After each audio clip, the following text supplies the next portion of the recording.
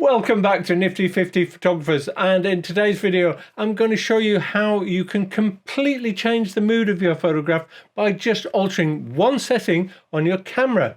Now this is a great technique for ending up with multiple photos from the same composition, because changing that setting will entirely alter the mood of the photograph you've taken. Now, we've had relentless rain here in the UK. It's coming up autumn now, so I thought one of the best things to go and do would be try and capture a waterfall in the woods or forest, and maybe we can get some lovely tree colours and combine it with cascading water. So I ventured out to a place called Grisdale Forest and a little village called Force Forge, which I know has some cascading waterfalls that run right through it. Well, they're quite difficult to access. It's quite difficult to get close to the bank and actually get a photograph that shows the whole waterfall and makes a nice composition. But I eventually found a location that I could get to and that I was happy with, and showed a nice bit of the river. You can see over the last few days before I took this photos, we've had a lot of rain, so the river is really full and it's roaring down over the rocks. Now, what is it that I'm talking about? So the very thing that you can alter is your shutter speed, and let me show you. So this is how I've set my camera up on a rock here that branches out into the river, so I can look upstream and get some water coming in from various angles. Now I've aimed to frame it with the water coming out of the bottom left hand corner and starting in at the top right, so it's coming across at a diagonal. And the first shot I'm going to do, I'm going to use a very fast shutter speed.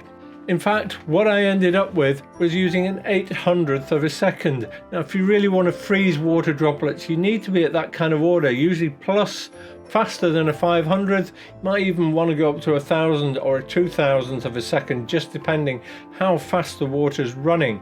So for this shot, I've got an 800 at f6.3. And you can see it's dramatically captured the droplets of water flying through the air. It's created that dynamic image of a lot of kind of violence in the water, if you like. Let's alter our shutter speed for this second photo. Now what I've done with this, I've set the shutter speed to something that typically your camera might come up with if you set it into an auto mode. Now, for this kind of photography, I tend to use manual mode. If you don't know how to get into manual mode, then I recommend you work your way through this playlist. But you could also use shutter priority. Now, either of those will work well when you're trying to just change one thing. So for this, the shutter speed here is 100th of a second. Now you can see, to me, this is a bit of a nothing shot because it's not fast enough to freeze the action. There's still some blurring in the water, but the blurring in the water isn't artistically attractive. Just kind of caught a photograph, the composition's still the same, but it's not that great a shot. So what else could you do? Well, another way to dramatically alter the shot would be to slow down your shutter. So here I've opened up the aperture, gone to f13, and I've slowed down the shutter speed to 1/3 of a second. And here we've got a kind of nice blend, I think, of very silky water and the very dramatic water that we had in the first shot. Now you can clearly see there's a lot of movement in the water, but it's also taken away some of the little details that were maybe cluttering up the image. So we've got a lot of dynamic movement. It's clear the water is rushing rapidly over the rocks, but it's also smoothed it out a bit, and I think created a really nice image.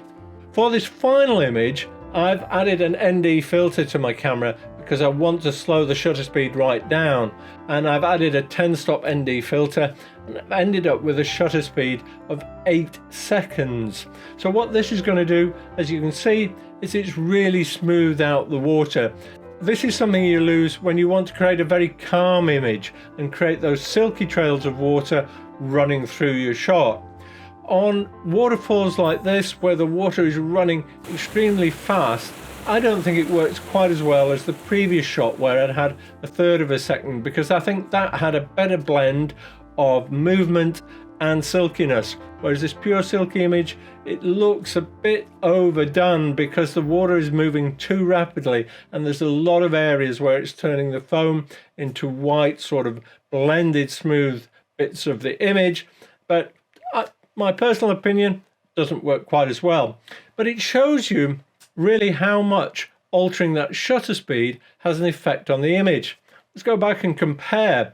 Let's take the one taken at the slowest shutter speed and the one taken at the fastest together, and you can see two entirely different images.